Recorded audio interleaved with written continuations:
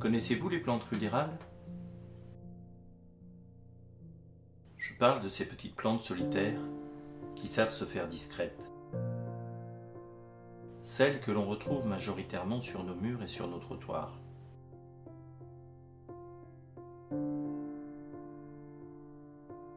Par quels moyens ces petites plantes, que l'on appelle communément mauvaises herbes, arrivent-elles à se développer dans des milieux aussi hostiles?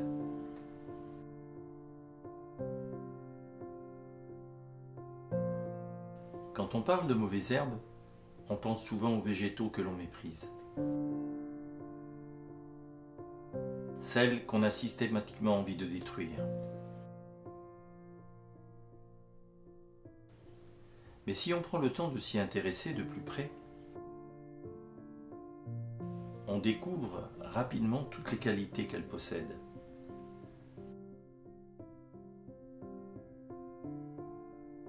Parmi elles, on trouve des plantes comestibles, des plantes médicinales et des plantes qui serviront d'engrais biologiques.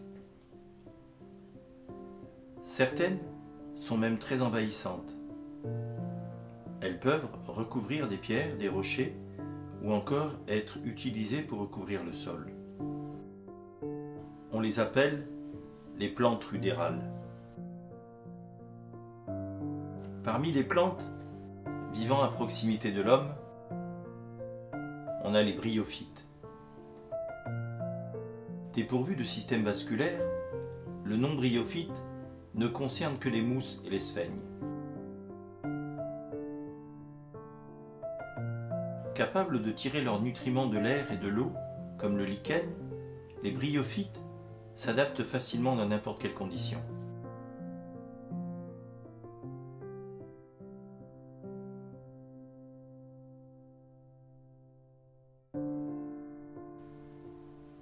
Par temps de pluie, ils profitent de l'humidité pour se reproduire, tandis que d'autres se gorgent d'eau pour la prochaine sécheresse.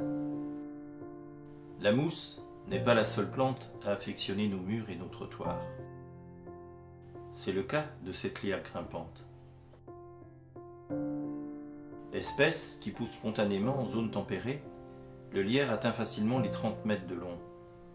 Il se fixe grâce à leurs petites racines. Bien que ces crampons laissent des traces, le lierre n'abîme pas les surfaces. En raison de la disposition de ses feuilles, en tuiles, le lierre protège les murs de la pluie. Même s'il paraît volumineux, il n'est pas une plante parasite.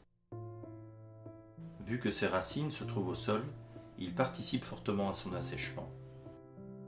Le lierre est une plante grimpante et il a besoin de support pour se hisser vers la lumière.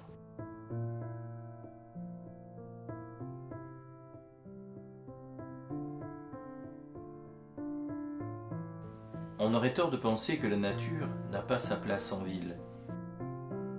Qu'on le veuille ou non, les parcs et les jardins semblent indispensables pour l'homme.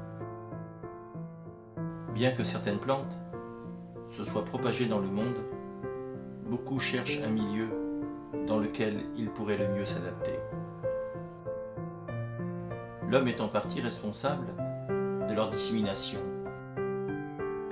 Là où il y a des hommes, il y a des plantes. Ces végétaux savent profiter de notre manque de vigilance pour se multiplier et coloniser les lieux. En ville, la propagation des plantes est très marquée. Même si les rues, les trottoirs, les interstices représentent des milieux hostiles pour les plantes, aridité, piétinement. De nombreuses plantes prospèrent en toute quiétude. Parmi les plantes les mieux adaptées, il y a les thérophytes qui survivent à la mauvaise saison sous la forme de graines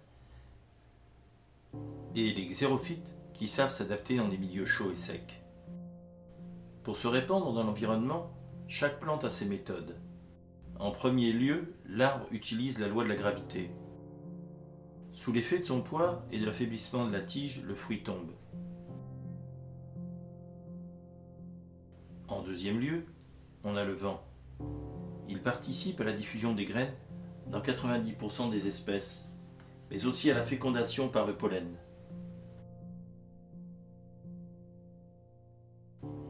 Et enfin, en troisième lieu, nous avons les animaux, tels que les oiseaux et les insectes.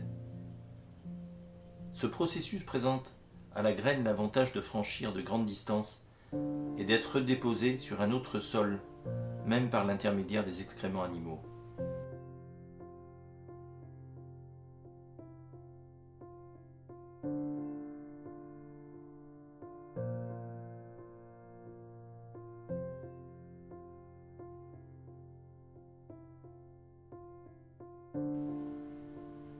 Enfin, il y a nous, les humains, qui en jardinant transportons involontairement nos graines en se collant aux semelles des chaussures. Par la suite, cette graine donnera naissance à une nouvelle plante dite rudérale.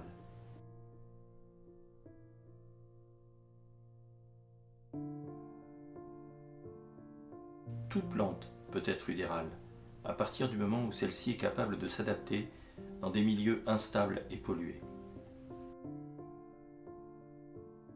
On entend parler de recherches concernant la bioluminescence. Pourquoi ne pas rêver un jour de voir de telles plantes être utilisées pour l'éclairage de nos rues, de nos parcs la nuit ?